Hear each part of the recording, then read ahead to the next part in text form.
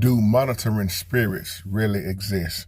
What's going on, family? Welcome back to another Real Talk video. This is kind of piggybacking off of the shapeshifter video.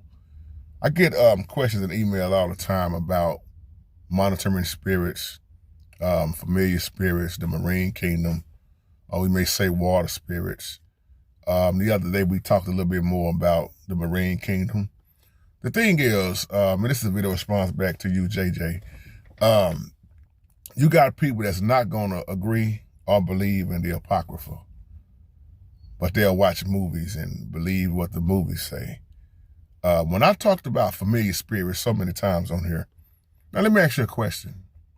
What's the difference between familiar spirits and monitoring spirits? Because to me, they're not exactly the same. And I'll give you a hint on why I say that when people ask me that. Familiar spirits are tied in with our loved ones and ancestors. Now, now y'all know why I said that. For those that study and understand why I said that way. Now, I want you to tell me what's the difference between that and monitoring spirits.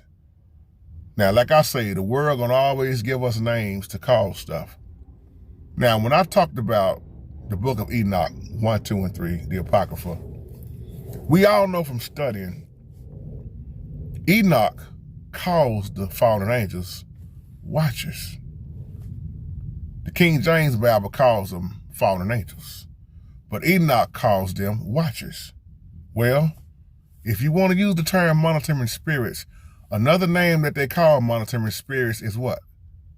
Watchers. Now, you got witchcraft that's so tied in with monitoring spirits, and they love to watch behavior.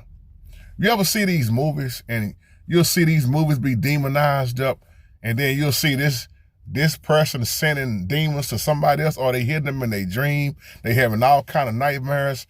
That's what they call monitoring spirits. The movies always show it to you. Look at their behavior. Or you might see them call an agent. That's an agent right there.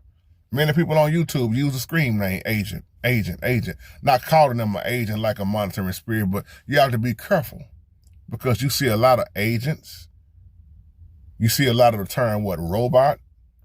And again, as I've been saying, everybody's not human. Daughter of Zion, I love your comments, sister. You, as always, you on fire. But when you see people talking about, man, that demon was sent by another demon, go report, go watch, go monitor. They'll try to kill your career. They'll try to kill your lifestyle. See, some of y'all know what I'm talking about. What these monitoring spirits do, they always gathering information. Why do you think social media loves to gather all the information they can about you and I? That's why I tell people you got to be very careful. Because if you want to be technical, you got monitoring spirits all over social media. While you got people that tell you everywhere they go, they post all their business, they showing this, they showing that. They even got the GPS tracker going. It's easy to go break in their house and rob them, like I've heard somebody say. Because they love to just give all the information out. And that's dangerous because they love to collect data on top of data. But when you look at these monitoring spirits, you always see tarot card reading tied in, Ouija boards. Let me hit one that's very familiar. Me and my wife just got through talking about this, crystal balls. Do you know how many people as Christians that's often into crystal balls and astrology, divination? I mean, you name it. So those spirits are always monitoring, if you want to use the term, the name monitoring spirits. So I just wanted to come back in here with this video. They still demons. And they love to attach. See, when I talked about them shapeshifters just yesterday, see, there are people that understood that video, and then there's people emailing me that don't have a clue on what I'm talking about because they in Christianity and they ain't never been I ain't never heard them about this, I ain't never heard them about that. I know because when I was in Christianity, I didn't hear about it either. That's why I'm so patient. I'm very patient. And I want you to wake up like I woke up, but everybody ain't gonna wake up. I hate to say it like that. And the stuff that we saying, just like the message of the cross is foolish to the world, like we talked about earlier today. When we talk about stuff like this, it's foolish to Christians. Now that sounds crazy, don't it?